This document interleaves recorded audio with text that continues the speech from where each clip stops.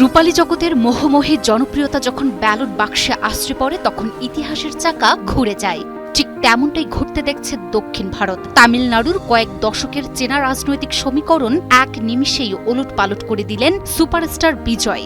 ডিএমকে আর AIADMK এর মতো দুই মহীরুহের দাপট চূর্ণ করে রাজনীতির আঙিনায় প্রথমবারেই বাজিমাত করলেন এই অভিনেতা। রাজনৈতিক অভিজ্ঞতার অভাব নিয়ে সমালোচকদের সব কটাক্ষকে বুড়ো আঙুল দেখিয়ে সরাসরি রাজকীয় জয়ের মুকুট মাথায় পরে ক্ষমতার মসনদে বসতে যাচ্ছেন তিনি। ইতিমধ্যেই শুরু হয়ে গেছে আনন্দ উদযাপন। তামিলনাড়ুর রাজনীতির ব্যাকরণ বদলে গেল 2026-এর এক দুপুরে। ঘড়ির কাঁটায় তখন 1:42, তখনই স্পষ্ট হয়ে যায় ফোর্ট সেন্ট জর্জের নতুন অধিপতির নাম।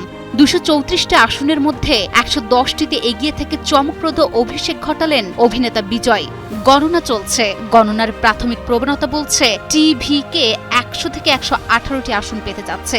যদি এই সংখ্যা 118 ছুঁয়ে যায় তবে একক সংখ্যা গরিষ্ঠতা নিয়েই সরকার গড়বেন বিজয়। তার দল তামিলগা ভেট্রি কাজাগাম বা টিভিকে এর এই ঝড় সামলাতে হিমশিম খাচ্ছে স্ট্যালিন বা পালানিস্বামীদের মতো ঝানু রাজনীতিকরা।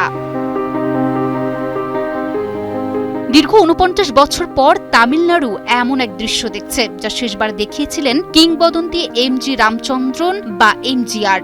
এমজিআর এর পর অগণিত তারকা চেষ্টা করেছেন, কিন্তু ফোর্ট সেন্ট জর্জের চাবিকাঠি কেউ পাননি। জয়ললিতা ক্ষমতায় এলেও তিনি ছিলেন এমজিআর এর উত্তরাধিকারী। কিন্তু বিজয়, তিনি একাই নতুন দল গড়ে লড়ছেন, একাই গড়ছেন নিজের সাম্রাজ্য। আরও আশ্চর্যের ব্যাপার হলো বিজয়ের এই জয়ের কারিগর কোনো ঝানু রাজনৈতিক বিশ্লেষক নন, বরং তার অগণিত ভক্তকুল। তার ভক্তকুলের গ্রুপ বিজয় মাক্কাল ইয়াক্কামের লক্ষ লক্ষ সদস্যকে তিনি রাতারাতি বদলে দিয়েছেন একটি সুশৃঙ্খল রাজনৈতিক যন্ত্রে।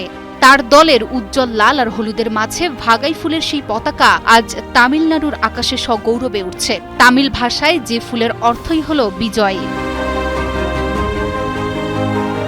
এর আগে নির্বাচনী প্রচারে বিজয় ছিলেন ধারালো। ডিএমকে রাজনৈতিক শত্রু আর বিজেপিকে আদর্শগত প্রতিপক্ষ ঘোষণা করে বিজয় নিজেকে তুলে ধরেছেন আধুনিক ধর্মনিরপেক্ষ ও দুর্নীতিমুক্ত শাসনের একমাত্র কাণ্ডারি হিসেবে।